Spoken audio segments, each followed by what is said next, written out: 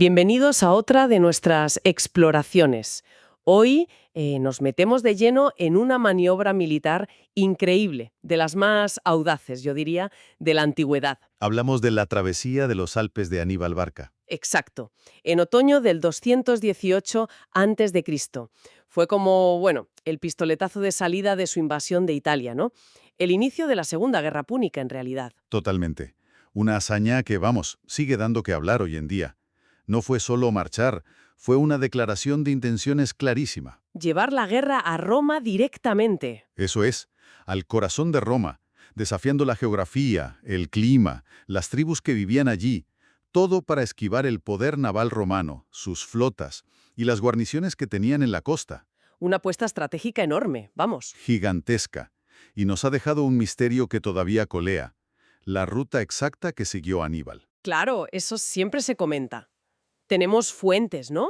Principalmente el griego Polibio Sí que escribió bastante cerca de los hechos, lo cual es importante. y luego Tito Livio, el romano. Que ya es posterior y tiene otra visión, claro. Exacto. Pero ninguno nos dejó un mapa con chinchetas, ¿eh? Las descripciones son a menudo, bueno, un poco vagas. Y los nombres de los sitios, las tribus, todo eso ha cambiado o desaparecido. Y encontrar pruebas arqueológicas directas, como restos del ejército, es dificilísimo. Casi imposible de confirmar al 100%. Normal que haya tanto debate. Siglos de discusión académica. Tanto que los franceses inventaron una palabra, anibalismo. ¿Ah, sí? ¿Qué significa? Pues se refiere justo a esos debates históricos sobre un tema que parece que nunca se va a resolver del todo, basado en interpretar nombres antiguos, pistas en los textos, compararlos con la geografía. Qué bueno. Pues antes de intentar seguir esas huellas imaginarias por las montañas, creo que es clave entender el porqué. O sea, ¿qué llevó a Aníbal a meterse en ese jardín? ¿Por qué los Alpes y no, yo qué sé, un desembarco? Hay que irse un poco atrás. Al final de la Primera Guerra Púnica, Cartago pierde Sicilia. Y encima Roma aprovecha una revuelta de mercenarios en Cartago. Exacto, y les quita Cerdeña y Córcega también. Un golpe bajo, Imagino el cabreo en Cartago. profundo. Sobre todo en la familia Barca, que era muy influyente. Amílcar Barca, el padre de Aníbal, vio que necesitaban una nueva base, recursos, y miró hacia la península ibérica. Ahí empezó todo, digamos. La conquista de Iberia para conseguir plata, soldados, prepararse para la revancha contra Roma. Justo. Amílcar muere, le sucede su yerno, Asdrúbal el Bello, que sigue expandiéndose, y es él quien firma el famoso Tratado del Ebro con Roma, hacia el 226 a.C., ¿verdad? Que ponía el Ebro como límite. Como límite teórico, sí. Hasta aquí podéis llegar los cartagineses hacia el norte. Un acuerdo que, bueno, ya se veía que iba a traer problemas. Y entonces en el 221 asesinan a Asdrúbal, y el ejército cartaginés en Iberia elige a Aníbal. Con solo 26 años. Una muestra de la lealtad que le tenían ya a la familia. Hereda el mando y, sobre todo, hereda el plan de su padre. Y no se anda con chiquitas, por lo que parece. No, no. En 2 años consolida el poder cartaginés al sur del Ebro. Somete a un montón de tribus. Casi todo el sur y Levante es suyo. Casi todo, excepto un punto clave. Exacto. Sagunto. Esa ciudad en la costa, al sur del Ebro, pero aliada de Roma. Estratégicamente era un problema para Aníbal tenerla ahí, ¿no? ¿Una espina clavada? Sí. Esa ciudad y, bueno, la zona de Cataluña, al norte del Ebro, eran lo único que se le escapaba al sur de los Pirineos. Mientras tanto, ¿qué hacía Roma? Porque no estarían de brazos cruzados. No, claro. Roma se había fortalecido mucho en Italia, Sicilia, Córcega, Cerdeña, pero tenían sus líos también. Sobre todo en el norte de Italia, ¿no? Con los galos. Precisamente, la Galia cisalpina, lo que hoy es el Valle del Po, llevaban más de 100 años de peleas intermitentes con las tribus galas de allí, los boyos, los ínsubres. Y justo antes de que Aníbal se pusiera en marcha, Roma había ganado batallas importantes allí. Sí, entre el 225 y el 222 a.C. Y empezaron a colonizar la zona de forma bastante agresiva. Lo que no sentaría nada bien a los galos, imagino. Nada bien. Estaban sometidos, pero muy resentidos, esperando la mínima oportunidad para rebelarse. Y Aníbal lo sabía perfectamente. Veía que Roma tenía frentes abiertos. Claro, atención dividida. Y vio que esos galos descontentos podían ser aliados. Aníbal no era solo un genio militar, Era un político muy astuto también. Las fuentes antiguas, como Polibio, dicen que estaba increíblemente bien informado, ¿verdad? Sí, sí, de lo que pasaba en Italia, en las Galias. Se habla de espías galos, incluso de gente dentro de Roma, pasándole información. Y usó esa información. Y tanto, antes de salir, ya estaba enviando embajadores a las tribus del Valle del Po, ofreciéndoles dinero, liberarles de Roma. Y pidiendo guías para los Alpes, fundamental. Claro, quería asegurarse no solo cruzar, sino llegar a un sitio seguro, con aliados esperándole. Sabía que el cruce iba a ser brutal. Que no era un paseo, sus exploradores y los propios galos le habrían contado las dificultades, sobre todo la bajada por el lado italiano, que dicen que era mucho peor, más empinada. Exacto. Necesitaba ayuda local sí o sí. Y todo esto nos lleva a Sagunto, al casus belli. La excusa para empezar la guerra. Aníbal necesitaba un pretexto. Las fuentes romanas, como Livio, dicen que provocó a los saguntinos, ¿Cómo? pues incitándoles a atacar a tribus vecinas que eran aliadas de Cartago. Así, si intervenía, podía decir que era en defensa propia o de sus aliados. Quería que fuera Roma la que declarara la guerra al defender a Sagunto. ¿Y Roma qué hizo? Lo típico de Roma, primero diplomacia. Mandaron una comisión a investigar, pero no actuaron militarmente. ¿Por qué? Estaban liados con una revuelta en Iliria, en los Balcanes, y seguramente pensaron que Aníbal no se atrevería, o que tendrían tiempo. Subestimaron su rapidez y su determinación. No mandaron ni un soldado a ayudar a Sagunto. ¿Y el asedio fue largo? 8 meses. Brutal. Sin ayuda de Roma, la ciudad acabó cayendo. Y Aníbal fue implacable. Vendió a la gente como esclavos, repartió botín. Sí, repartió mucho entre sus soldados para tenerlos contentos y leales. Y muy importante, mandó un tesoro enorme a Cartago. Para ganarse el apoyo allí, claro. Necesitaba que la élite cartaginesa apoyara su plan. Fundamental. La caída de Sagunto le dio dinero, eliminó esa espina en su retaguardia ibérica y, sobre todo, forzó a Roma a declararle la guerra. Fue una jugada maestra, aunque muy arriesgada. ¿Vale? Guerra declarada, Aníbal pasa el invierno en Cartago Nova, la actual Cartagena, y da permiso a sus tropas hispanas para ir a casa. Un detallazo psicológico. Para subir la moral antes de la que se les venía encima. Sabía que iba a ser una campaña larguísima y durísima. Y en primavera del 2018 empieza la marcha. Pero antes toma decisiones importantes. Sí, logísticas y estratégicas. Deja a su hermano Asdrúbal al mando en Iberia, pero hace un intercambio curioso de tropas. ¡Qué intercambio! Manda soldados iberos a África y trae soldados africanos a Iberia. Para evitar deserciones. Exacto. Tropas lejos de casa son, en teoría, más leales y menos propensas a desertar. Demuestra que entendía muy bien cómo manejar un ejército tan diverso. Y antes de mirar a los Alpes, tenía que asegurar el camino inmediato, Cataluña. Claro, no podía irse dejando tribus hostiles al norte del Ebro que pudieran cortarle los suministros o ayudar a un desembarco romano por detrás. Así que lanza una campaña relámpago. 2 meses. Dividiendo el ejército, creo recordar. Sí, Polibio dice que en 3 columnas, para cubrir más terreno y someter rápido a las tribus de allí. Y Lergete, Bargusios, fue rápido, pero costoso. Muchas bajas. Se habla de unos 13.000 hombres perdidos, entre muertos y heridos, una cifra alta. Deja a otro general, Janón, con un buen contingente para controlar la zona. Y justo antes de cruzar los Pirineos, hace otra cosa curiosa. Manda a casa a más tropas. Sí, unos 10.000 infantes y 1.000 jinetes hispanos. ¿Por qué? Les sobraban. No. Polibio lo interpreta como otra jugada para la moral.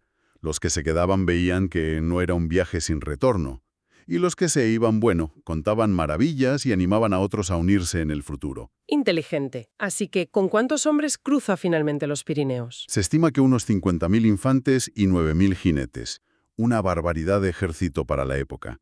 Mover y alimentar a tanta gente por territorio desconocido, la logística tuvo que ser un infierno. Una proeza en sí misma. ¿Y después de los Pirineos? ¿Qué tal fue el avance por la Galia? Hacia el Ródano. Pues mira, parece que bastante rápido, relativamente tranquilo. Iban negociando el paso con las tribus locales, más que nada. Sin grandes peleas. No muchas al principio. La hostilidad empezó a crecer según se acercaba a la costa mediterránea. ¿Por Masalia? No. Marsella. Exacto. Masalia era una ciudad griega importante, pero aliada de Roma de toda la vida. Y claro, vieron venir a Aníbal y se pusieron muy nerviosos. Empezaron a incitar a las tribus galas del otro lado del Ródano, de la orilla este, para que le pararan los pies. Y aquí es donde entra en juego el cónsul romano, Publio Cornelio Escipión. Justo. Él tenía órdenes de ir a Iberia a pararle allí, pero se retrasó bastante. ¿Por qué se retrasó? Otra vez los galos del norte de Italia. Cuando se enteraron de que Aníbal venía, los boyos y los insubres se rebelaron de nuevo. Roma tuvo que usar las legiones que iban con Escipión para apagar ese fuego. Vaya. Así que Escipión tuvo que reclutar nuevas legiones a toda prisa. Perdió un tiempo precioso. ¿Y cuando por fin llega a Masalia por mar? Se lleva una sorpresa morrocotuda. Le dicen que Aníbal no está en Cataluña como él pensaba, sino que ya ha llegado al Ródano, a solo 4 días de marcha río arriba de donde estaba él.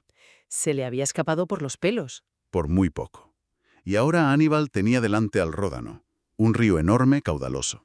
Y en la otra orilla, los cabarés, esa tribu gala hostil, esperándole. Y con Escipión relativamente cerca. La presión era brutal. Máxima. Pero aquí es donde Aníbal se luce. Despliega una táctica brillante para cruzar. A ver, cuéntame. Primero, se gana a las tribus de su lado del río, de la orilla oeste, que no eran muy amigas de Roma, así que le ayudaron. Consiguió barcas, gente para construir más barcas y balsas. Vale, logística asegurada. ¿Y el cruce en sí? Pues aplica una maniobra clásica, el flanqueo. Manda un grupo de soldados al mando de un tal Anón, hijo de Bomílcar, río arriba. Para cruzar en secreto. Exacto. Cruzan de noche, sin hacer ruido, usando una isla que había por allí, cerca de Pons Sprit, seguramente. Y una vez en la otra orilla, marchan hacia el sur, para pillar a los camares por la espalda. Mientras tanto, Aníbal, ¿qué hacía? Montar el numerito en su orilla. Mucho ruido, preparativos muy visibles para el cruce, construir balsas, mover tropas, para que los camares estuvieran mirando solo al río, distraídos. Una distracción en toda regla. Total. Y 3 días después, Hanón hace la señal, una columna de humo probablemente, y ¡zas! Aníbal ordena empezar el cruce principal. ¿Todo coordinado? Al milímetro. Las barcas más grandes, con la caballería pesada, delante y aguas arriba, para proteger a las más pequeñas de la corriente. Los caballos, muchos nadando, otros en barcas ya listos para pelear nada más tocar tierra. ¿Y los elefantes? Esos cruzarían después. Tuvieron que hacer unas balsas enormes, camufladas con tierra para que no se asustaran los animales. Una operación aparte. Imagino la escena. Los cabares en la orilla, gritando, esperando para atacar. La tensión al máximo. Un ruido infernal. Y de repente, ¡pum! La tropa de Hanón les cae por detrás y por los lados. Les prende en fuego al campamento. El caos. Y Aníbal aprovechando. En medio de la confusión, Aníbal desembarca con sus mejores hombres en las primeras barcas. Carga contra los cabares que estaban totalmente descolocados, pillados entre 2 fuegos con su campamento ardiendo, se desmoronaron y salieron por patas. Impresionante. ¿Cuánto tardó todo esto? Pues desde que llevó al río hasta que cruzó todo el ejército, unos 5 días de preparativos. Pero el asalto final, el cruce en sí, fue rapidísimo. Una pasada de planificación, de coordinación. Hay quien lo compara con el cruce del Hidaspes, de Alejandro Magno, una operación fluvial complejísima bajo presión. Una vez cruzado el Ródano, supongo que la prisa era aún mayor. El otoño avanzaba. Muchísima prisa. Había que cruzar los Alpes antes de que la nieve lo hiciera imposible. ¿Y hubo algún contacto más con los romanos de Escipión? Sí, una escaramuza. Aníbal mandó 500 jinetes númidas a explorar hacia el sur, y se toparon con 300 jinetes romanos que había enviado Escipión. ¿Y qué pasó? Hubo una buena pelea. Los númidas perdieron más hombres, pero la cosa es que Escipión confirmó que Aníbal ya había cruzado y se iba a los Alpes. Y Escipión llegó al campamento vacío de Aníbal. Tarde. Demasiado tarde. Y tomó una decisión muy importante. ¿Cuál? En lugar de perseguir a Aníbal hacia las montañas, que era un terreno desconocido y peligroso, decidió volver a Italia por mar, para esperarle cuando bajara de los Alpes. Pero no abandonó la idea de atacar en Hispania. No. Y eso fue inteligente y bastante nuevo para los romanos. Mandó a su hermano, Cneo Escipión, con la mayoría de las legiones originales a Hispania, a atacar la base de Aníbal, sus suministros, una visión a largo plazo. Mientras Aníbal tiraba hacia el norte, ¿no? Siguiendo el Ródano. Sí, y tuvo una reunión clave con Magilo y otros jefes galos del Valle del Po, que habían ido a su encuentro. Para animar a la tropa. Exacto. Los presenta a su ejército, estos galos prometieron guías, ayuda, comida, una vez en Italia, un chute de moral que les hacía mucha falta antes de meterse en los Alpes. Y organizó la marcha de forma defensiva, por si acaso. Sí. Infantería y suministros delante. La caballería protegiendo el flanco sur, el que daba al mar, por si volvía Escipión.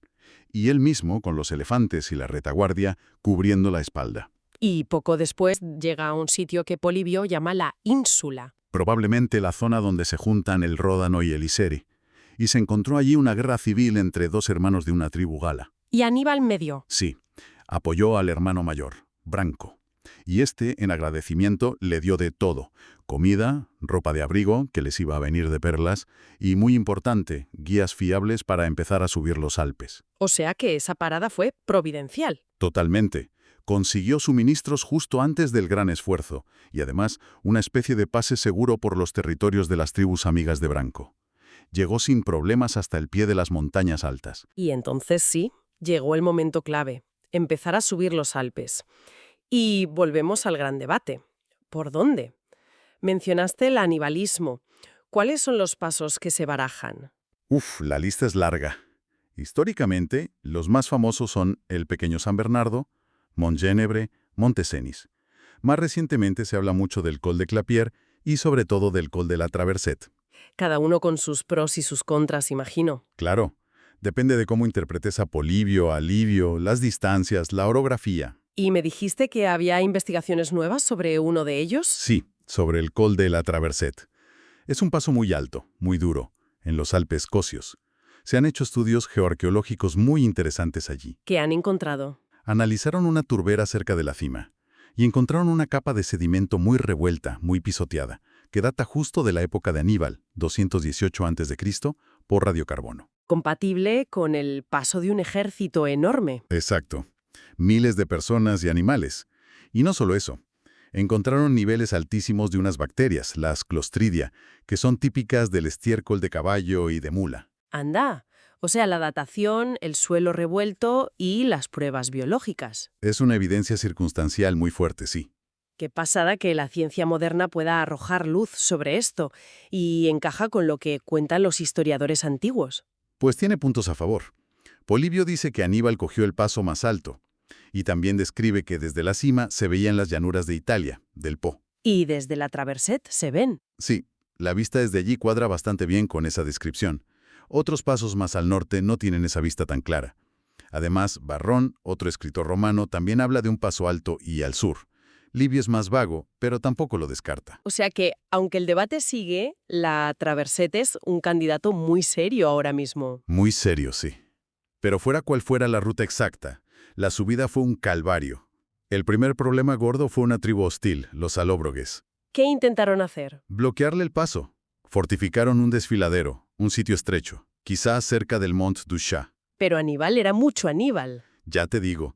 Se dio cuenta de que los alóbroges solo vigilaban de día. Por la noche se iban a su poblado. Así que de noche mandó tropas ligeras a ocupar las alturas que dominaban el paso. Y al día siguiente, Al amanecer, empieza a pasar el ejército cartaginés por el camino estrecho, y los alóbroges atacan desde arriba.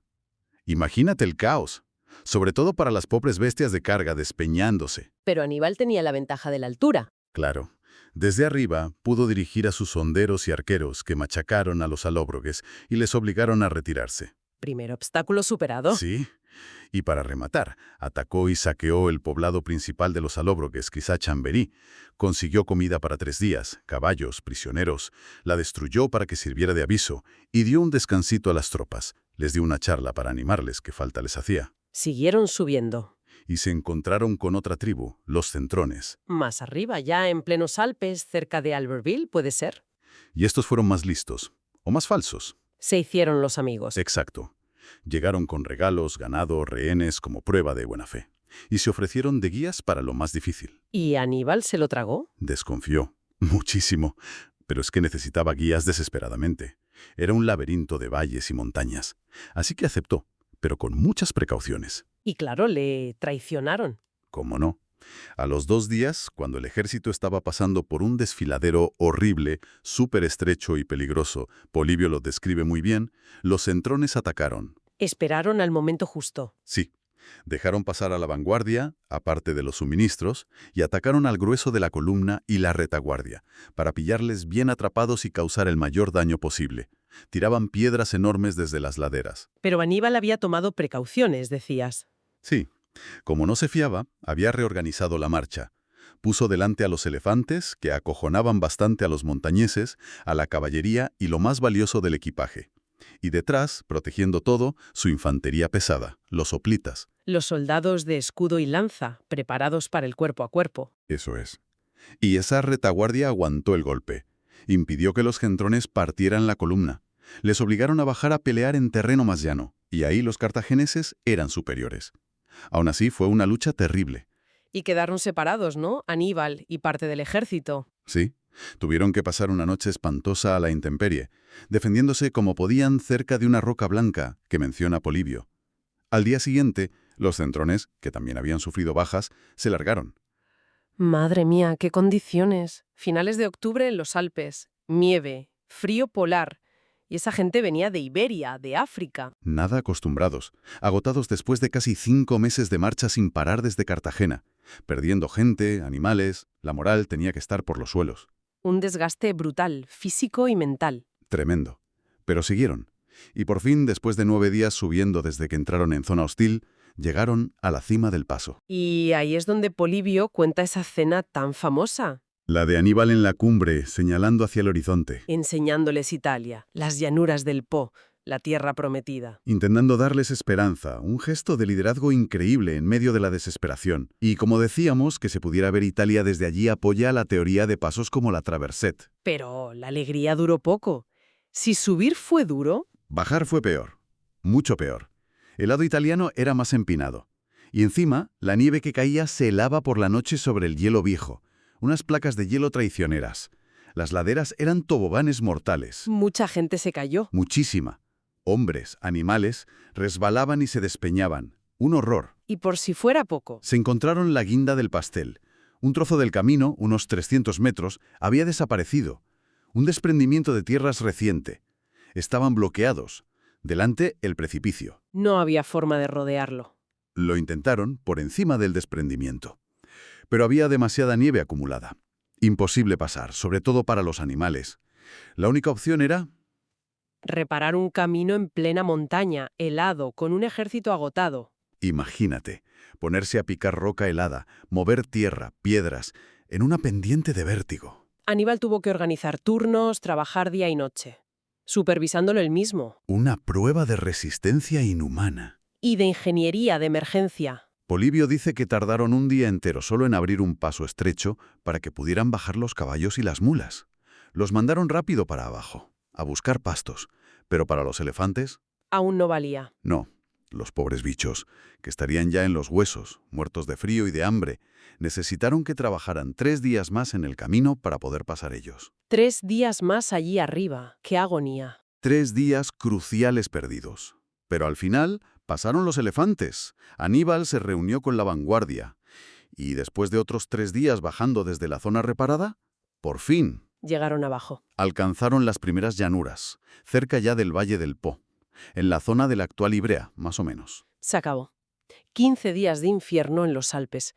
El alivio tuvo que ser indescriptible. Inmenso, pero el precio, altísimo. ¿Cuántos llegaron realmente a Italia? Las cifras bailan mucho, ¿no? Muchísimo. Polibio, que suele ser el más fiable, da unas cifras terribles. Dice que de los 50.000 infantes y 9.000 jinetes que cruzaron los Pirineos, solo llegaron a Italia unos 20.000 infantes y 6.000 jinetes. Menos de la mitad. Sí, otras estimaciones son un poco más altas, quizá unos 35.000 en total. Pero vamos, incluso siendo optimistas, el ejército estaba destrozado, exhausto, reducido drásticamente. Necesitaban descanso y refuerzos urgentemente. Una auténtica odisea. Liderazgo, logística, resistencia, desafía la imaginación.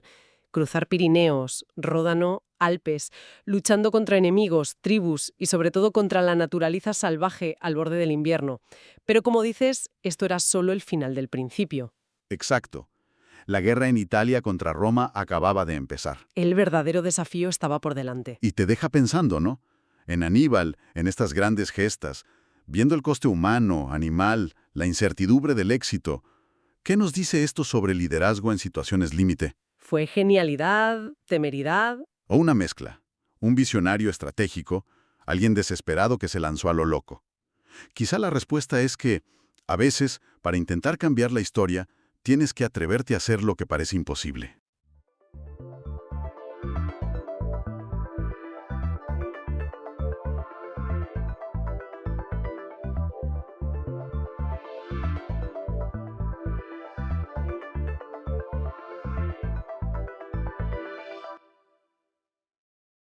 Bienvenidas y bienvenidos a este análisis en profundidad.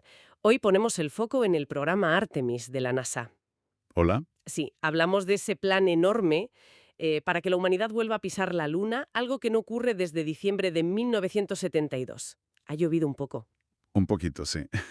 Casi nada. Medio siglo. Para entenderlo bien, nos vamos a basar en fuentes enciclopédicas bastante completas. Queremos desgranar qué es exactamente Artemis, qué busca conseguir, que es mucho más que una visita rápida, ¿verdad? Muchísimo más. Con qué tecnología cuenta y cómo planea sus misiones. La idea no es solo volver, es quedarse. De forma sostenible. Y todo esto con la mirada puesta ya en el siguiente gran objetivo. Marte. Siempre Marte al final del camino. Exacto, Marte. Efectivamente. Y es clave entender que esto no es un Apolo 2.0, sin más. Eh, Artemis es un entramado internacional y comercial muy complejo. O sea, no es solo la NASA. Para nada. Bebe de programas anteriores, algunos que se quedaron por el camino, y como dices, la meta final es tremendamente ambiciosa. Una base lunar, un campamento base permanente. Vamos a ver cómo se está montando este regreso a la Luna paso a paso. Pues empecemos por el principio. ¿Qué es Artemis? ¿Y cuándo arranca oficialmente?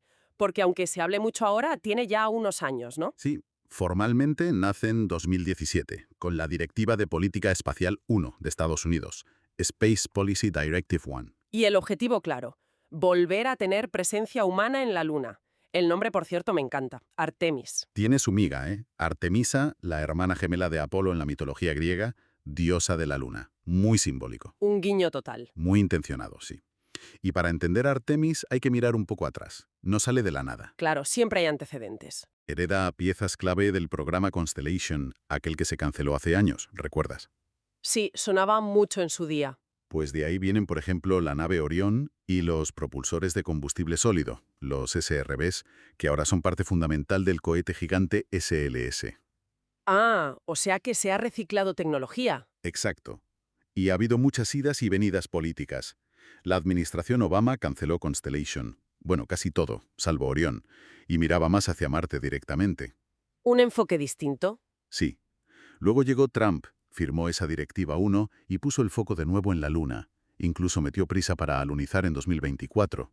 Una fecha que parecía muy optimista. Y lo era. Luego las fechas se han ido estirando como suele pasar en estos megaproyectos. La administración Biden ha seguido apoyando el programa, eso sí. O sea que ha habido cambios de rumbo, pero la idea de volver a la Luna ha persistido. Y has mencionado el SLS y Orión, que suenan como las piezas clave del transporte, ¿no? Son la columna vertebral del sistema de transporte. El SLS, el Space Launch System, es el cohete, un lanzador súper pesado. El más potente que existe ahora mismo, creo. Correcto. De momento es de un solo uso, aunque ya se planean versiones más potentes, los llamados bloques 1B y 2, para misiones futuras. ¿Y qué tiene de especial, aparte de ser enorme? Pues lo curioso es que recicla tecnología del transportador espacial, fíjate. Anda, ¿cómo qué? Pues los motores principales, los RS-25, los mismos que iban en la panza del transbordador, ahora van en la etapa central del SLS, y partes de los cohetes laterales blancos, los SRBs, también se basan en los del Shuttle. Es una forma de usar tecnología probada, supongo. Exacto.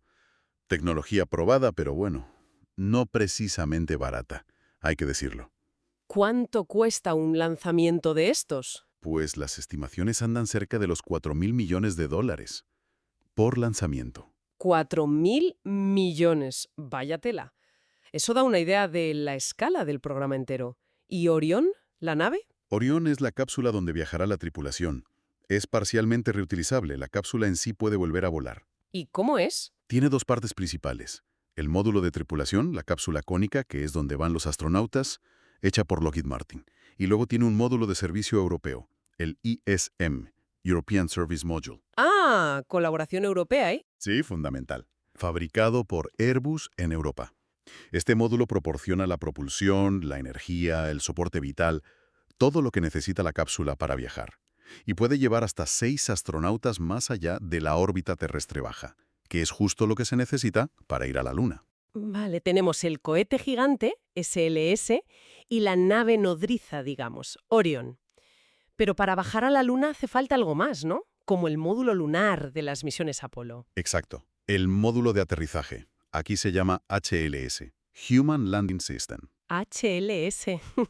Y aquí hay una diferencia fundamental con Apolo. Su desarrollo es comercial. Esto es importante. ¿Qué quiere decir eso? ¿Que no lo hace la NASA? La NASA no lo construye directamente, sino que contrata a empresas privadas para que lo desarrollen y operen como un servicio. Ah, como un taxi a la Luna, por así decirlo. Algo así. SpaceX ganó el primer contrato con una versión lunar de su nave Starship, la famosa Starship HLS, una versión adaptada para lunizar. La nave gigante de Elon Musk. Esa misma.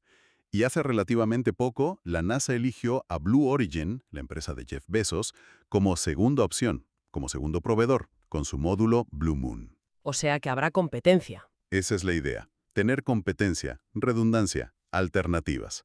Si una falla o se retrasa, tener otra opción. Interesante ese giro hacia lo comercial, ¿eh? Se ve cada vez más en el espacio. ¿Y qué más forma parte de esta infraestructura lunar? He oído hablar de una estación espacial alrededor de la Luna. La Gateway. Sí, la Lunar Gateway. Es como una mini estación espacial que orbitará la Luna. Pero ojo, no en una órbita baja como la Estación Espacial Internacional. No. ¿Dónde orbitará entonces? Orbitará en una órbita de halo casi rectilínea. La NRHO. Near Rectilinear Halo Orbit.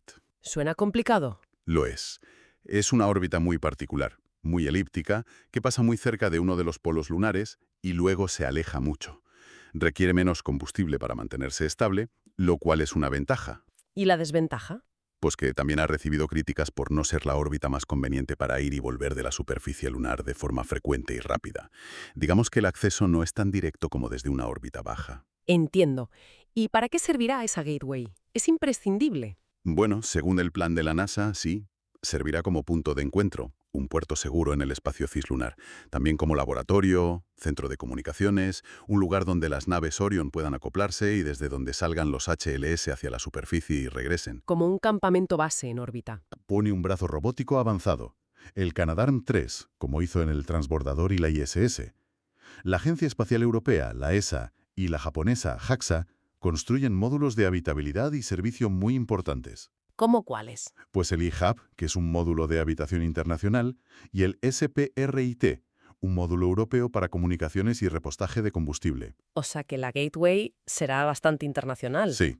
Los primeros módulos de la Gateway, que son el de propulsión y energía, el PPE, Power and Propulsion Element, y el habitáculo básico, HALO, Habitation and Logistics Outpost, los lanzará juntos un cohete Falcon Heavy de SpaceX, por cierto.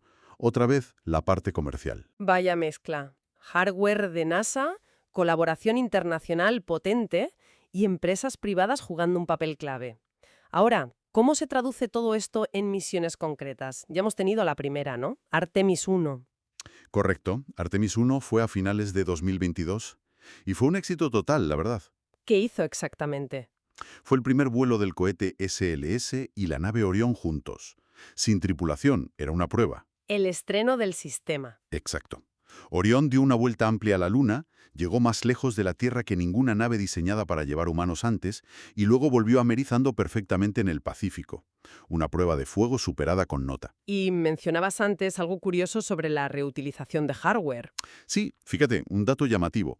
Parte del hardware que voló en esa misión Artemis 1, componentes electrónicos y demás, ya había estado en el espacio en 83 misiones del transbordador espacial. 83 misiones. Increíble. Es como llevar un trozo de historia. Totalmente. Después de ese éxito, ¿qué viene ahora? Artemis 2. Ahora toca Artemis 2. La fecha prevista actualmente es febrero de 2026. Se ha retrasado un poco. Y esta ya lleva gente. Esta será la primera misión con tripulación. 4 astronautas. Braid Wiseman, Victor Glover, Christina Koch y Jeremy Hansen de Canadá. ¡Qué emoción para ellos! ¿Y qué harán? ¿Aterrizar? No, no aterrizarán todavía. Harán un sobrevuelo lunar. Irán hasta la Luna, darán una vuelta por detrás y regresarán. Será la primera vez que seres humanos viajen tan lejos desde la última misión Apolo, Apolo 17. Y la tripulación tiene varios hitos históricos, ¿verdad? Sí, es una tripulación muy significativa. Victor Glover será la primera persona de color en una misión lunar. Christina Koch, la primera mujer. Y Jeremy Hansen, el primer no estadounidense en viajar más allá de la órbita terrestre baja. Suena muy emocionante, pero decías que se ha retrasado. Originalmente era antes, para 2024 o 2025, ¿no? Sí, La fecha inicial era más temprana. Se retrasó por varios motivos. Uno importante fue que en Artemis 1, durante la reentrada atmosférica, se detectó que el escudo térmico de la cápsula Orión se desgastó más de lo esperado. Uy, eso suena delicado. Lo es. Así que había que investigar a fondo qué pasó, por qué se erosionó de esa manera, y asegurarse de que es totalmente seguro para llevar tripulación. La seguridad es lo primero, y más en el primer vuelo tripulado de un sistema nuevo. Lógico, totalmente lógico. Vale, Artemis 2, sobrevuelo tripulado en 2026. ¿Y después? El plato fuerte será el aterrizaje, supongo. Artemis 3. Exacto, Artemis 3. Ahora mismo la previsión oficial es para mediados de 2027. Esta sí será la misión que devuelva a la humanidad a la superficie lunar desde diciembre de 1972. El gran momento. El gran momento. Pero, y es un gran pero, depende totalmente de que el módulo de aterrizaje de SpaceX, el Starship HLS, esté listo, probado y certificado para llevar humanos. O sea que la fecha de Artemis 3 está ligada al desarrollo de Starship. Íntimamente ligada. Si Starship HLS se retrasa, Artemis 3 se retrasa. Es así de simple. Entendido. Y si todo va bien, ¿cómo sería esa misión? Pues de los 4 tripulantes que irían en Orión hasta la órbita lunar, 2 de ellos se transferirían al Starship HLS, bajarían a la superficie y pasarían allí unos 6 días y medio. Una semana casi. ¿Y qué harían? Pues varias caminatas espaciales, las EVAs. Saldrían a explorar, recoger muestras de rocas y suelo lunar y desplegarían instrumentos científicos. ¿Qué tipo de instrumentos? Pues está planeado llevar una estación geofísica lunar, LEMS, algo parecido a lo que dejaron los Apolo para estudiar terremotos lunares. También un experimento llamado LEAF, para ver cómo afecta el ambiente lunar al crecimiento de plantas en el regolito. Y un LIDAR, un instrumento, LDA, para mapear el terreno con detalle. Ciencia de superficie. Volver a ver huellas humanas en la Luna será un momento histórico, sin duda. Pero el plan no acaba ahí, ¿verdad? ¿Hay más misiones planeadas después de Artemis 3? Muchísimas más. El plan es ir construyendo la presencia lunar poco a poco, de forma incremental. No es solo ir y volver. ¿Qué sigue después de la 3? Pues Artemis 4, prevista ahora para septiembre de 2028, sería el segundo aterrizaje lunar tripulado. Otro aterrizaje. Sí, pero además sería la primera misión en acoplarse a la estación Gateway. Llevaría el módulo eHub, el módulo de habitación que hacen la ESA y JAXA. Nueva plataforma de lanzamiento móvil en tierra, la Mobile Launcher 2, ML2.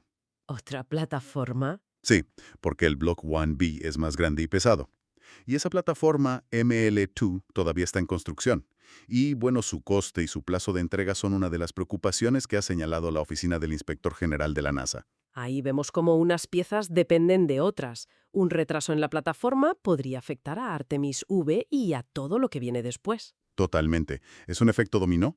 Luego vendría Artemis B, prevista ahora para marzo de 2030.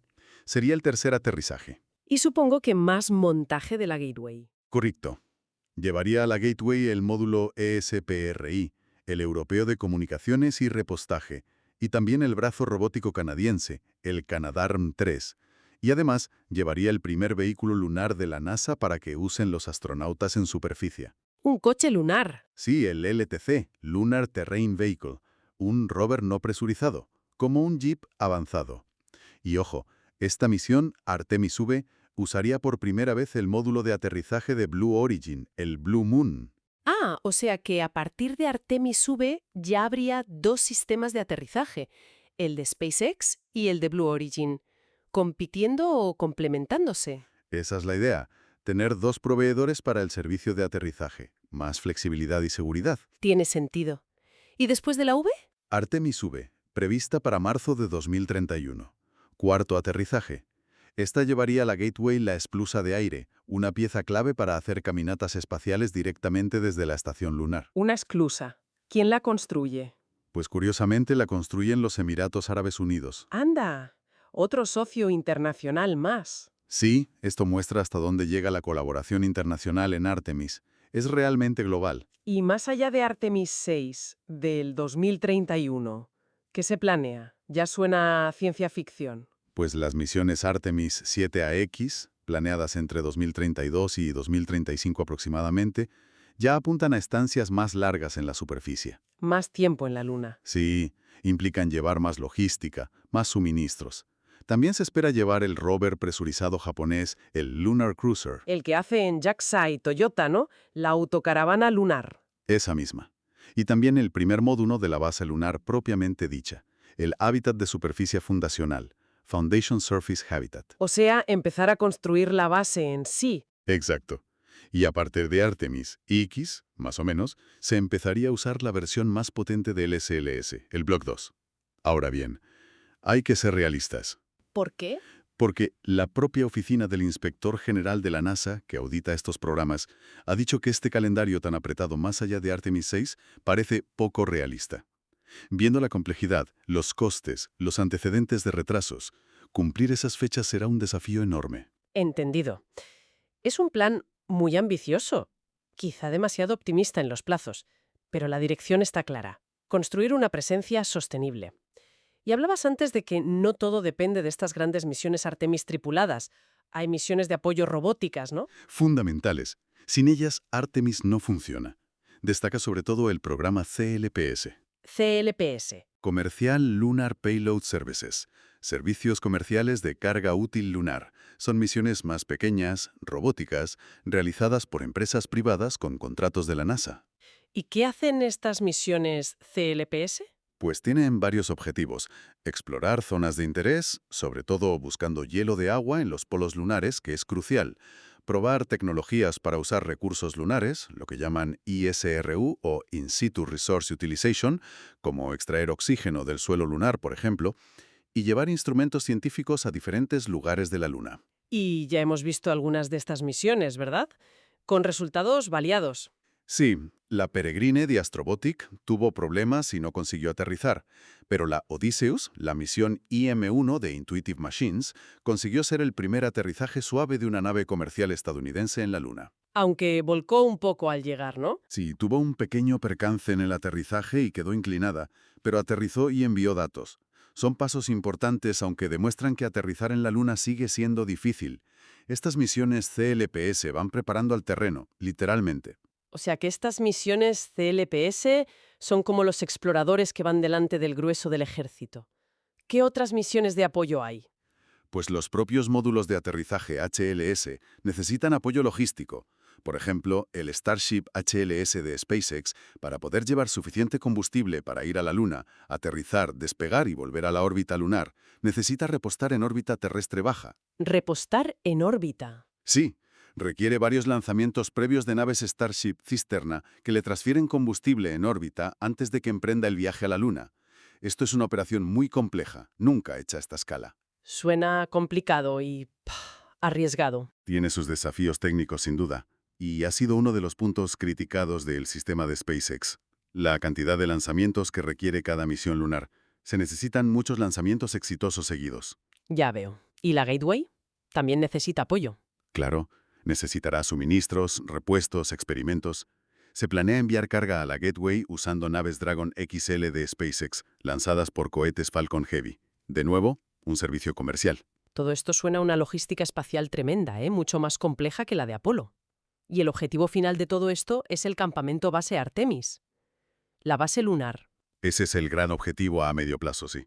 Establecer una base semipermanente cerca del polo sur lunar. ¿Por qué en el polo sur? Principalmente por dos razones. Primero, porque hay cráteres allí, como el Shackleton o el de Gerlache, cuyas zonas interiores están en sombra permanente desde hace miles de millones de años. Se cree que en esa sombra hay hielo de agua acumulado. Agua congelada clave para el soporte vital y para hacer combustible de cohete. Exacto. Y la segunda razón es que muy cerca de esas zonas de sombra perpetua hay picos o bordes de cráteres que reciben luz solar casi constante. Ideal para poner paneles solares y tener energía. Justo. Es una combinación geográfica única. Oscuridad fría con posible hielo y luz solar casi continua para energía. El sitio ideal para una base. ¿Y cómo sería ese campamento base? ¿Qué tendría? Pues tendría varios elementos clave. Primero, un hábitat de superficie, SH, la casa de los astronautas, donde puedan vivir y trabajar sin traje. La base en sí. Eso es. Luego, vehículos para moverse por la superficie. Has mencionado antes el LTV. Sí, el Lunar Terrain Vehicle, el rover no presurizado. Ese. Será como el jeep lunar de Apolo, pero mucho más moderno y capaz. Permitirá a los astronautas con traje hacer excursiones de varias horas o días por los alrededores de la base, para explorar y recoger muestras. Ahora mismo hay 3 consorcios de empresas compitiendo para construirlo: Intuitive Machines, Lunar Outpost y Venturi Astrolab. ¿Y habrá también vehículos donde puedan vivir dentro, como una autocaravana? Sí, ese es el rover presurizado, VR, también llamado Habitat Móvil. Es un proyecto muy interesante en colaboración con Japón, con JAXA y Toyota. El Lunar Cruiser. Exacto, el Lunar Cruiser. Será como una autocaravana lunar, sí, con soporte vital, espacio para dormir, trabajar. Permitirá a los astronautas hacer viajes largos, de varios días, explorando a decenas o incluso cientos de kilómetros de la base principal. Podrán vivir y trabajar dentro, sin necesidad de llevar el traje espacial puesto todo el tiempo. Amplía muchísimo el radio de exploración. Suena increíble. Y para todo esto, para vivir fuera, trabajar fuera, usar los rovers, los trajes espaciales son cruciales, ¿no? Absolutamente. Son naves espaciales personales en realidad. Las primeras misiones, Artemis III y IV, harán caminatas, IVAs, centradas en recoger rocas y poner instrumentos cerca del módulo de aterrizaje. Pero para estancias largas, para usar el LTV o el PR, se necesitan trajes nuevos, más flexibles, más resistentes al polvo lunar, más duraderos. ¿Se están desarrollando trajes nuevos? Sí, se están desarrollando 2 tipos principales.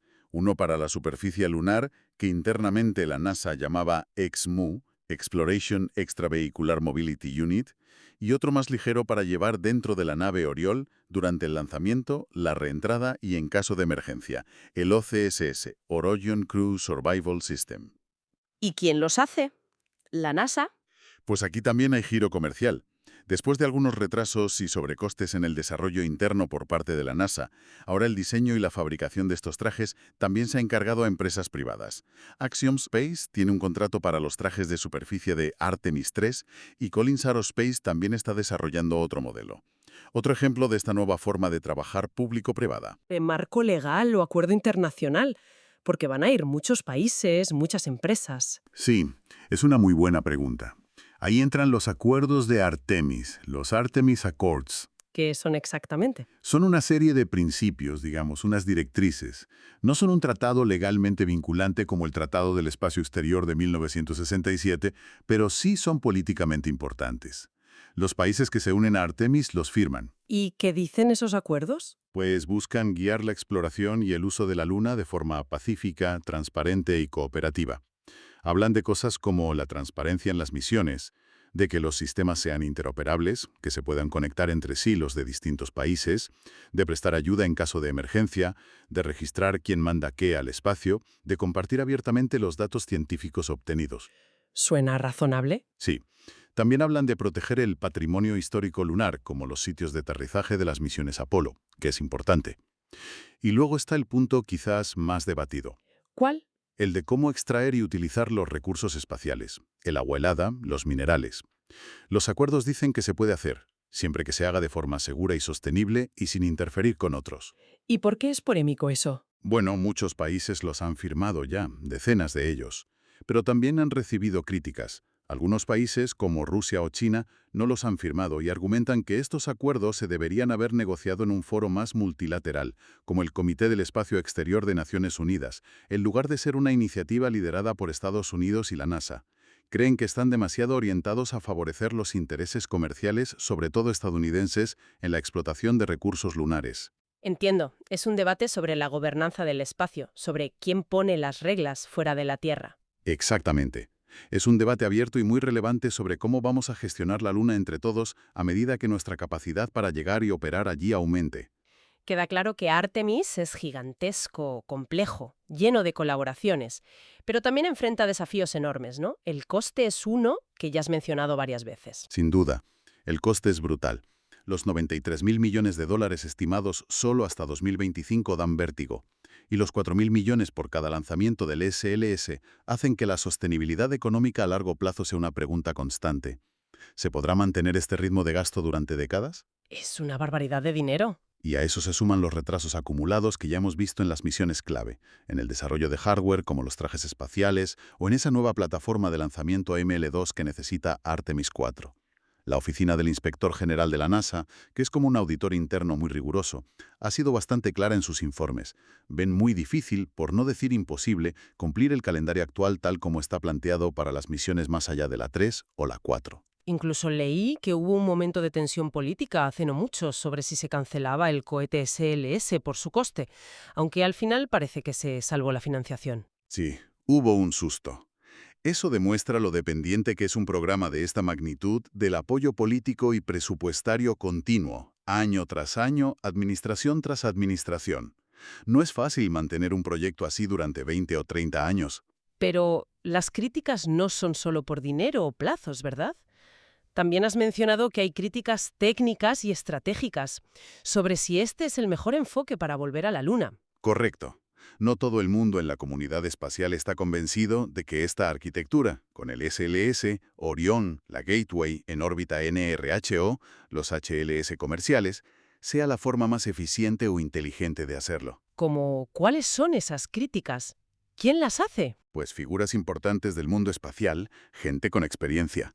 Por ejemplo, Robert Zubrin, conocido por ser un gran defensor de la exploración de Marte, propuso hace tiempo una alternativa más directa y supuestamente más barata llamada Moon Direct. E incluso astronautas legendarios como Buzz Aldrin han cuestionado públicamente si la estación Gateway es realmente necesaria o si solo añade complejidad, puntos de fallo y coste, sin un beneficio claro que lo justifique. Argumentan que se podría ir directamente a la superficie lunar. Sí, argumentan que se podría ir directamente a la superficie lunar desde la órbita terrestre o desde una órbita lunar más baja, sin necesidad de pasar por la Gateway en esa órbita NRHO tan particular.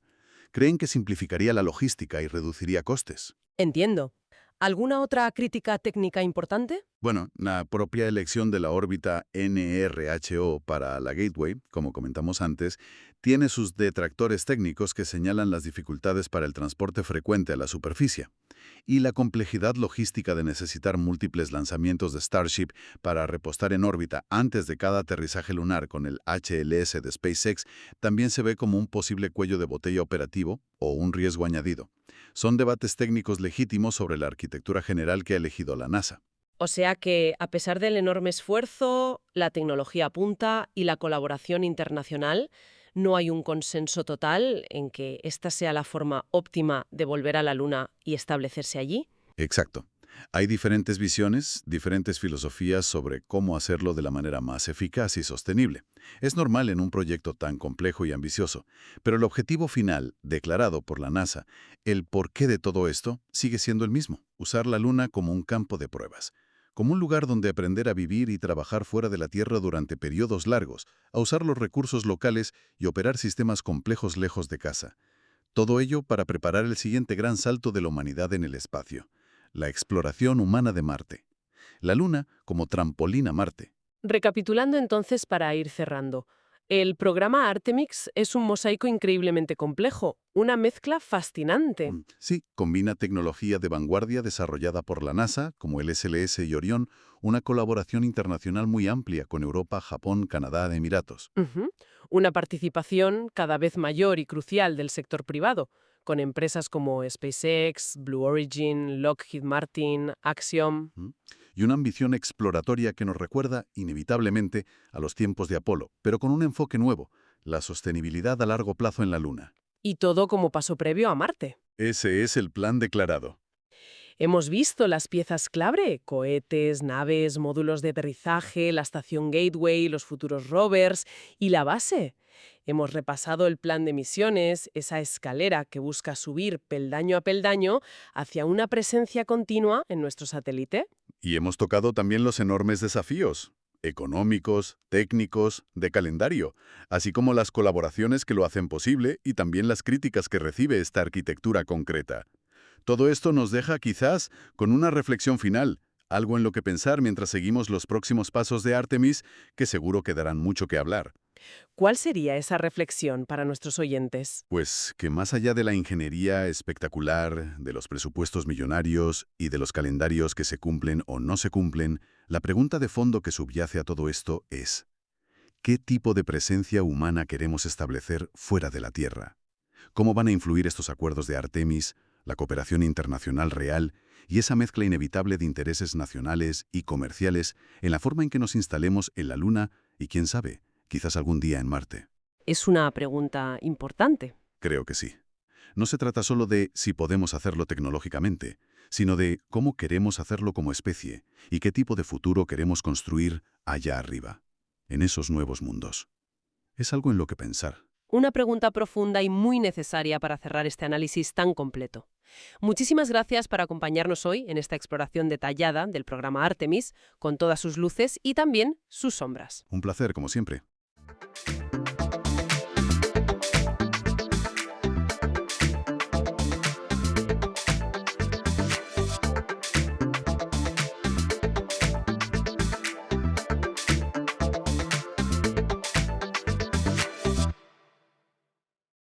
Bienvenidos a esta inmersión en la figura de Franz Kafka, uno de los grandes, ¿no? De los escritores más influyentes y enigmáticos del siglo XX. Sin duda, un autor que sigue fascinando. Hoy vamos a apoyarnos en una biografía bastante detallada para intentar, desentrañar un poco su mundo. Nos vamos a Praga, bajo el Imperio Austrohúngaro, familia judía de habla alemana. Exacto. Y ya desde ahí todo sugiere una complejidad, tremenda. Tanto que su apellido dio lugar a eso de kafkiano. Precisamente. Y nuestro objetivo hoy es intentar ir un poco más allá de esa etiqueta, ¿no? Que a veces se usa, de forma un poco superficial. Sí, para todo lo que es raro o burocrático. Eso es. Queremos acercarnos al hombre, a Kafka, entender qué le marcó, su familia, su ciudad, su tiempo. Y cómo todo eso cristalizó en esa literatura tan singular, tan perturbadora a veces. Y que sigue hablándonos hoy. Vamos a buscar las claves que nos da esta fuente biográfica que manejamos. Pues venga, empecemos por el principio. Praga, 1883. Nace en una familia judía askenazí, de clase media. Los padres, Hermann y Julie. El padre, Hermann, un hombre hecho a sí mismo, ¿no? Tenía un negocio de mercería, cosas para señoras. Llegó a tener hasta 15 empleados. Usaba un grajo, Kafka en checo, como logo. Curioso. Sí, mira qué detalle. Y la madre, Julie, venía de una familia como más acomodada, ¿no? Fabricantes de telas. Eso es. Y aquí ya tenemos un punto clave, la figura paterna. Según todas las fuentes y el propio Kafka, proyectó una sombra enorme. ¿Cómo era? Pues la descripción es de un hombre de negocios enorme, egoísta y autoritario. Así lo definen. Un contraste brutal con la madre, que describen como callada y tímida. Vaya. Esa dinámica, sobre todo la tensión con el padre, fue, un eje central en su vida. Y en su obra, por supuesto. Se refleja claramente, ¿no? Pienso en la carta al padre. Claro, demoledora. Ahí analiza con una crudeza tremenda el impacto de esa figura paterna en él. Y esa autoridad, esa opresión, resuena en muchos de sus personajes y situaciones literarias. Y a esto le sumamos el idioma. Creció hablando alemán, que era la lengua culta, la de la administración, Sí, pero estaba en Praga, rodeado de checo. Algunos estudiosos dicen que igual eso influyó en su alemán, como que lo pulió. es una hipótesis interesante, sí. Como que al no estar inmerso en el alemán coloquial de Viena o Berlín, el suyo era más puro, preciso. ¿Podría ser? ¿Una especie de aislamiento lingüístico dentro de su propia ciudad? Podría ser un factor más en esa sensación de extrañeza, ¿no? De ser un extranjero en casa, que a veces se percibe en su obra. Y la infancia, además, parece que fue algo solitaria. Sí, porque los padres trabajaban muchas horas en el negocio. Así que la crianza en gran medida recayó en institutrices, personal de servicio. Tuvo 2 hermanos que murieron muy pequeños, ¿verdad? Sí, y luego 3 hermanas, Gabriele, Eli, Valerie Vali y Otla. Otla era su favorita, creo recordar. Exacto. La relación con Otla fue muy especial para él. Y es terrible pensar que las 3 hermanas, años después de morir Franz, fueron asesinadas en el Holocausto. Qué destino tan trágico para la familia. Sigamos con su vida. La formación. Escuela primaria alemana, luego un instituto, el Gymnasium, muy riguroso, de clásicos. Sí, en el Palacio Kinsky nada menos. Y aunque estudiaba en alemán, también estudió checo. 8 años. Y sacaba buenas notas. Pero nunca se sintió del todo cómodo, ¿no? Decía que tenía acento checo al hablar alemán. Correcto. Y en 1901 a la universidad alemana Hans Ferdinand. Y aquí otra vez la influencia del padre, ¿o me equivoco? Pues no te equivocas, empezó química, pero le duró 2 semanas. Jaja, ¿en serio? Sí, sí, y se cambió a Derecho. Una carrera que, bueno, no le entusiasmaba, pero... Pero le daba salidas que al padre le parecían bien. Exacto. Y muy importante, le dejaba tiempo libre para ir a clases de estudios alemanes, de historia del arte, sus verdaderos intereses. No era un estudiante pasivo, entonces. Para nada. Se metió en un club de estudiantes, organizaban eventos literarios. Y ahí es donde conoce a Max Brod. Justo. Figura clave, amigo íntimo, confidente, promotor. Y luego, claro, el albacea, el que salvó su obra. Un personaje complejo también, el de Brod. Mucho. En ese círculo de Praga, como lo llamó Brod, Kafka también cultivó su pasión por la lectura. Era un lector voraz. ¿Qué leía? Pues mira, la fuente menciona a Platón, Flaubert, Dostoyevsky, Goethe, y tenía una conexión muy especial con Heinrich von Kleist. Kleist. Sí, llegó a decir que era su verdadero hermano de sangre. Quizás se reconocía en esa intensidad, en esa visión a veces atormentada del mundo que tiene Kleist. Interesante esa conexión. Bueno, y finalmente se doctora en Derecho en 1906. Así es. Título en mano. Y a trabajar. El mundo real. Primero en una aseguradora italiana, Assicurazioni Generali. Sí, pero estuvo poco tiempo, menos de 1 año. El horario era terrible para él, de 8 de la mañana a 6 de la tarde. Imposible concentrarse en escribir así. Claro, normal que estuviera infeliz. Renunció. Y encontró otro trabajo, en el Instituto de Seguros de Accidentes de Trabajo del Reino de Bohemia. Suena muy burocrático. Lo era. Se dedicaba a investigar y evaluar compensaciones por accidentes laborales. Imagina en esa época, con poca seguridad industrial. Uf, debía haber cosas duras. Seguramente. Pero el horario era mejor. Normalmente acababa a las 2 de la tarde. Ah, eso le dejaba las tardes libres para escribir. Exacto. Aunque su padre, despectivamente, llamaba a ese empleo un Brotberuf. ¿Un qué? Un Brotberuf. O sea, un trabajo solo para pagar las facturas, para comer, sin más valor. Entiendo. Y aunque Kafka ascendió, y parece que lo hacía bien, Él lo detestaba. Lo veía como un obstáculo, una cadena que le ataba, y le impedía dedicarse a lo único que le importaba, la literatura. esa tensión constante. Sí. Entre las exigencias del mundo, del deber, y su vocación irrenunciable, incluso se metió en un negocio, una fábrica de amianto con su cuñado. Una fábrica de amianto. ¡Qué curioso! Sí, al principio le interesó, pero enseguida empezó a lamentar el tiempo que le quitaba para escribir. Siempre la escritura por encima de todo. Es que esa lucha por el tiempo, por el silencio, por el espacio para escribir, es un tema constante en sus diarios, ¿no? Totalmente. Es una dicotomía que le marcó profundamente. Y claro, eso se filtra en su obra. Todos esos personajes atrapados en engranajes, en rutinas. En sistemas que los ahogan. Hablemos un poco de su vida personal, que también fue complicada. ¿Nunca se casó? No. Y según Brod, estaba atormentado por el deseo sexual, pero a la vez tenía mucho miedo al fracaso sexual. La fuente menciona que iba a burdeles y que le interesaba la erótica. Sí, parece que sí. Y tuvo relaciones importantes con mujeres, pero siempre conflictivas. La más famosa, Felice Bauer. Ah, sí, Felice. Se conocieron en 1912, ¿no? Exacto. Y fíjate qué curioso. Justo cuando la conoce, entra en un periodo de creatividad brutal. Ah, sí. Sí, escribe La condena en una sola noche, trabaja en El desaparecido, que luego Brod llamó América, y por supuesto en La metamorfosis. Vaya, o sea que el encuentro con Felice fue un catalizador. Parece que sí. La relación duró 5 años, pero fue sobre todo por carta. Solo se conservan las de él, por cierto. ¡Qué interesante! ¿Y llegaron a comprometerse? 2 veces, pero no cuajó.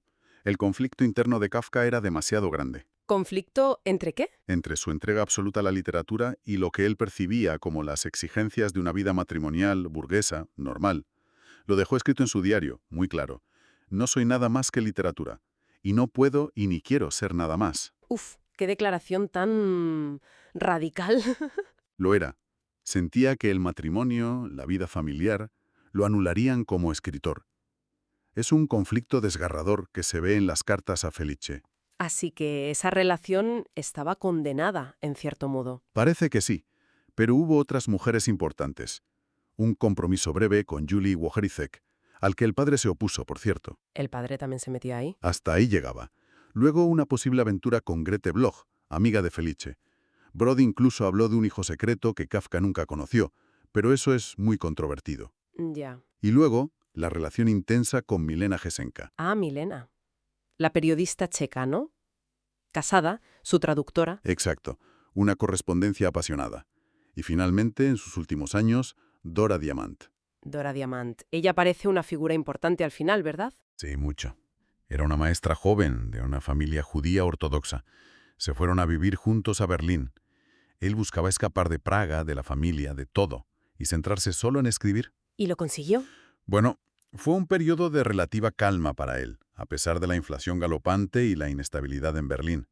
Y Dora, además, reavivó su interés por sus raíces judías. ¿Ah, sí? ¿Cómo? Empezó a estudiar hebreo con ella. Se interesó por el Talmud, la gran compilación de ley y tradición judías. O sea que hubo un acercamiento al judaísmo al final de su vida. Sí, parece que sí. Aunque por otro lado, también fue con Dora con quien quemó parte de sus escritos, siguiendo sus deseos en aquel momento, claro. Qué contradictorio todo. Pasemos a otro tema importante, su salud y su personalidad. En 1917 le diagnostican tuberculosis. Sí, laringia probablemente. Eso marcó todo lo demás. Tuvo que pasar temporadas en sanatorios, en el campo. Hay un periodo en Ziurau con su hermana Otla que él describió como muy bueno, ¿no? Sí, quizás el mejor de su vida, dijo. Posiblemente porque estaba lejos de las presiones, sin responsabilidades. Ahí escribió los aforismos de Seurau. La enfermedad al menos le libró de ir a la Primera Guerra Mundial. Sí, y finalmente le permitió jubilarse anticipadamente del trabajo que tanto odiaba, con una pensión. ¿Y cómo era él en persona? ¿Qué dicen los que lo conocieron? Pues lo describen como alguien complejo, tranquilo, muy inteligente, con un humor seco, a veces desconcertante. Físicamente atractivo, pero de aspecto austero, dicen. Sí, y muy, muy introspectivo. Autoanalítico hasta el extremo. Brod destacaba su veracidad absoluta. ¿Qué quería decir con eso? Pues supongo que una honestidad brutal consigo mismo y con los demás. Y una conciencia precisa, una capacidad de observar los detalles mínimos con una atención casi microscópica. Pero no era solo un intelectual, encerrado. No. No, no. De adulto le gustaba la actividad física. Montar a caballo, nadar, remar. Organizaba largas caminatas. Y le interesaban las novedades, ¿sabes? Los aviones, el cine, la tecnología. O sea que tenía sus conexiones con el mundo exterior. Sí, pero por encima de todo siempre la escritura. La escritura como una necesidad vital. Dijo que era una forma de oración, ¿verdad? Exacto. Y para eso necesitaba silencio absoluto. Era muy riguroso con sus hábitos. Vegetariano, no bebía alcohol. Pero también se percibe en sus textos, en sus diarios, una angustia muy profunda. Muchísimo. Esa frase famosa, el mundo tremendo que tengo dentro de la cabeza, pero cómo liberarme y liberarlo sin desgarrarme. Es brutal. Hay interpretaciones que hablan de rasgos de personalidad esquizoide. Sí, por ese distanciamiento, esa dificultad en las relaciones, ese mundo interior tan rico pero tan aislado. También se ha hablado de posibles trastornos alimentarios, incluso de anorexia nerviosa atípica. Y pensamientos suicidas en momentos de crisis. Sí, están documentados en sus diarios. Era un universo interior muy complejo, a menudo oscuro. Y paradójicamente, aunque nunca se casó ni tuvo hijos, parece que valoraba mucho la idea de la familia. Otra contradicción. Fascinante y complejo. ¿Y sus ideas políticas, religiosas? Se menciona que asistió a reuniones de un club anarquista checo. Sí, el Club Mladich. Y mostró interés por anarquistas como Kropotkin. Su amigo Hugo Bergman recordaba discusiones tempranas sobre el socialismo de Kafka frente al sionismo de Bergman. O sea que había una inquietud social o política. Parece que sí, aunque no de una forma militante tradicional. Su relación con el judaísmo también fue así, compleja, cambiante. Creció en un ambiente judío bastante asimilado, ¿no? De habla alemana. Sí, pero luego desarrolló una gran fascinación por los judíos de Europa del Este, por su vitalidad, por el teatro yidis. Le atraía esa cultura más arraigada, quizá. Pero a la vez sentía alienación. Hay una frase terrible en su diario. Sí. ¿Qué tengo yo en común con los judíos? Apenas tengo algo en común conmigo mismo. Refleja esa lucha interna. En su juventud se declaró ateo incluso. Sí, pero sus diarios están llenos de reflexiones sobre temas religiosos, espirituales, Y como decíamos, al final, con Dora Diamant, en Berlín, hay un acercamiento claro. El estudio del hebreo, el Talmud, el interés por la cábala, la mística judía. Exacto. Incluso barajó la idea de emigrar a Palestina con Dora, aunque nunca llegó a concretarse. ¿Cómo se interpreta esto en su obra? Hay debate, ¿verdad? Mucho.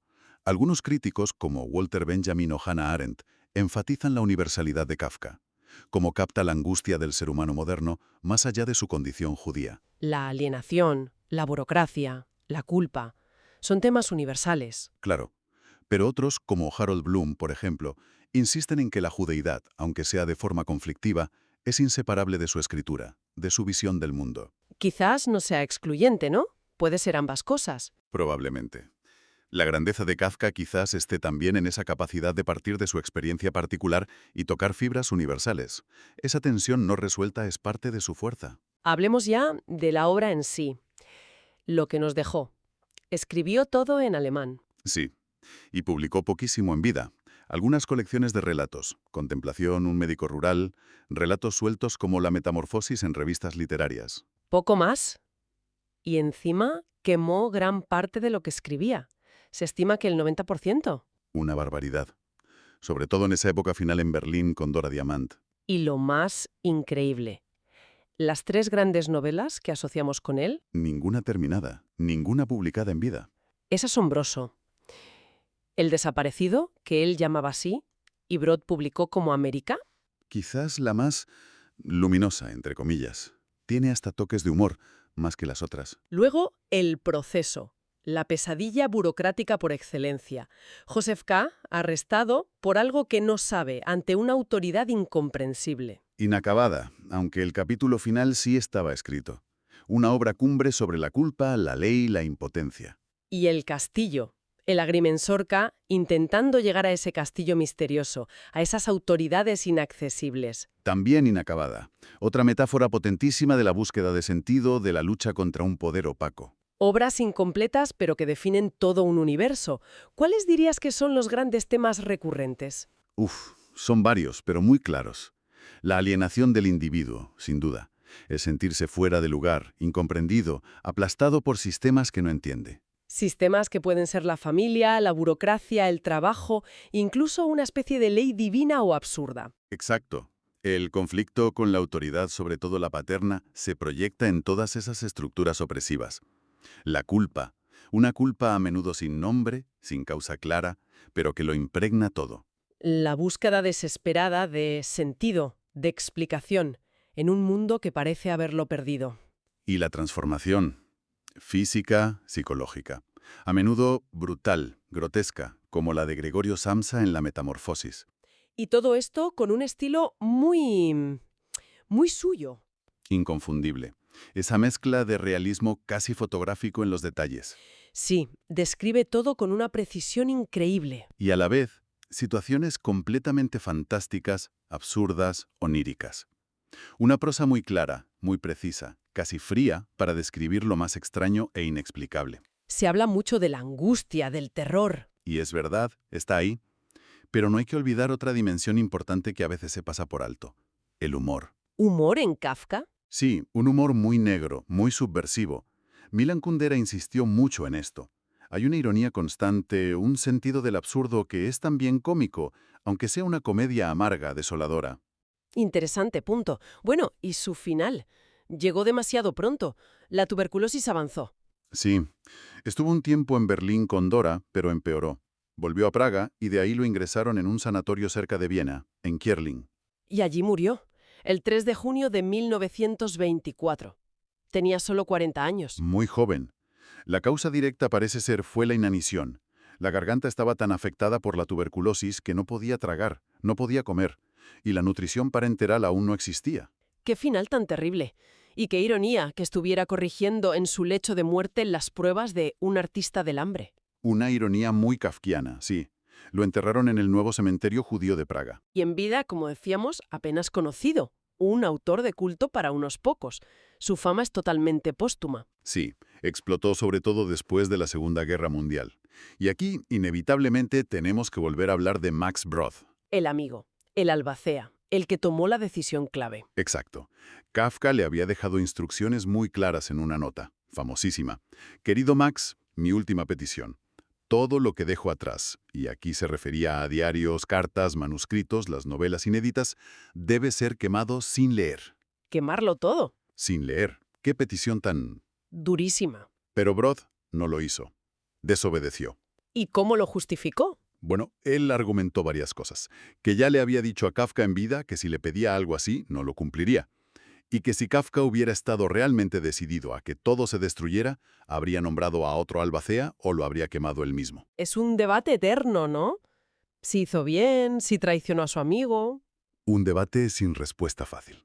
Pero el hecho es que, gracias a esa decisión, o traición, como quieras llamarlo, hoy tenemos el proceso, el castillo, América, los diarios, las cartas, casi todo lo que conocemos de Kafka. Brod empezó a publicarlo todo entre 1925 y 1935. Sí, y tuvo que hacer un trabajo de edición enorme. Ordenar manuscritos caóticos, descifrar la letra, decidir el orden de los capítulos en las novelas inacabadas, a veces incluso completar alguna frase. La primera imagen que tuvimos de Kafka fue la que Brod construyó. Luego vinieron ediciones más críticas, ¿no? Intentando ser más fieles a los originales. Sí, cuando los manuscritos originales, después de muchas peripecias, incluyendo la huida de Brod de Praga con ellos ante los nazis, acabaron en lugares como la Biblioteca Bodleiana de Oxford. Malcolm Pasley hizo un gran trabajo ahí. O sea que la historia de los propios papeles de Kafka es casi una novela kafkiana. Totalmente. Incluso hoy hay disputas legales sobre algunos manuscritos. Es increíble. Hablemos del impacto, Ujú. porque es inmenso. En la literatura, en la cultura en general. Difícil exagerar, sí. Marcó a generaciones enteras de escritores, en todo el mundo. García Márquez contó que leer La Metamorfosis fue una revelación que le mostró que era posible escribir de otra manera. Borges, Camus, Sartre. Coetzee, Saramago, Salinger, Murakami. Su novela Kafka en la orilla es un homenaje directo. La lista es larguísima. El poeta W. H. Auden llegó a llamarlo el Dante del siglo XX. Casi nada. Su sombra se proyecta sobre el existencialismo, sobre gran parte de la literatura moderna y posmoderna. Cambió la forma de ver y narrar el mundo. Y luego está el término kafkiano, una palabra que usamos todos. Sí, se ha popularizado enormemente. Ha trascendido la literatura para describir un tipo de experiencia muy del siglo XX y XXI. ¿A qué nos referimos exactamente con kafkiano? Normalmente pensamos en burocracia absurda, ¿no? Sí, esa es la acepción más común. Situaciones que recuerdan a El Proceso o El Castillo, burocracias impersonales, laberínticas, que te aplastan, reglas incomprensibles, una sensación de pesadilla lógica, de impotencia ante un sistema opaco e inaccesible. Lo aplicamos a la vida real. Cuando haces un trámite y te mandan de una ventanilla a otra sin sentido. Exacto. O cuando te sientes atrapado en un sistema legal o administrativo que parece diseñado para confundirte y frustrarte. Esa sensación de absurdo y desorientación. Correcto. Y su influencia se ve también mucho en el cine. Se citan películas como Brasil, de Terry Gilliam, por ejemplo, o algunas de los hermanos Coen, como Barton Fink. Incluso series como The Twilight Zone. Pero se usa siempre bien el término, porque a veces parece que se usa para cualquier cosa rara o complicada. Ahí está el peligro. Los estudiosos advierten que a menudo se banaliza. No todo lo que es raro o angustioso o complicado es kafkiano en sentido estricto. Entonces, ¿cuál sería la esencia de lo kafkiano, si vamos más allá del cliché de la burocracia? Pues, citando a algunos críticos que han profundizado en ello como Ben Marcos, lo esencial sería una combinación de cosas. Por un lado, sí, esa atmósfera de pesadilla, ese escenario que se mueve entre lo real y lo fantástico, pero también un uso muy particular del lenguaje, esa precisión casi dolorosa para describir lo irreal. Ajá. Y algo muy importante que a veces se olvida, la sensación de esfuerzo persistente del personaje. Esfuerzo. ¿No es más bien parálisis? No solo. Los personajes de Kafka, aunque estén atrapados, no dejan de luchar. Intentan entender, buscan una salida, preguntan, se mueven. Es un esfuerzo desesperado, a veces casi esperanzado, incluso en medio de la desolación total. No es solo resignación pasiva. Entiendo. O sea, no es solo la opresión del sistema, sino también la reacción, la lucha, aunque sea inútil, del individuo. Exacto. Esa combinación de absurdo, angustia, lenguaje preciso y esfuerzo tenaz. Eso sería lo verdaderamente kafkiano. Bueno, hemos recorrido un camino largo, desde esa Praga de finales del XIX, la relación con el padre, la lucha por escribir, las relaciones complejas. La enfermedad, la muerte temprana. Ujú. Hasta la fama póstuma, la polémica de Brod y ese legado inmenso que llega hasta hoy con la palabra kafkiano. Una vida marcada por la tensión, ¿no?, entre lo cotidiano y un mundo interior desbordante. Una tensión constante. Y una dedicación a la literatura que fue absoluta. Casi sacrificial. Y como reflexión final, quizás podríamos volver a eso que comentabas del esfuerzo dentro de lo absurdo. Sí. Más allá del miedo, de la angustia que asociamos con Kafka, ¿qué nos dice esa tenacidad de sus personajes? Ese K que sigue buscando el castillo, ese Joseph K que intenta entender. Buena pregunta. Quizás Kafka, sin dar ninguna respuesta fácil, claro, nos está sugiriendo algo sobre, no sé, la resiliencia humana, la necesidad intrínseca de buscar sentido, de afirmar la propia dignidad, incluso cuando todo parece un laberinto sin salida. Aunque la búsqueda sea, en apariencia, inútil. Quizás el propio acto de buscar, de esforzarse, ya tenga un valor en sí mismo. Una pregunta que queda resonando, ¿no? Mucho después de cerrar sus libros. Una pregunta potente, sí. Una invitación a mirar más allá del puro terror y encontrar quizás un eco de, no sé si esperanza, pero sí de humanidad persistente en medio de la desolación. Podría ser. Pues con esa reflexión concluimos nuestra exploración de hoy sobre la figura inmensa de Franz Kafka.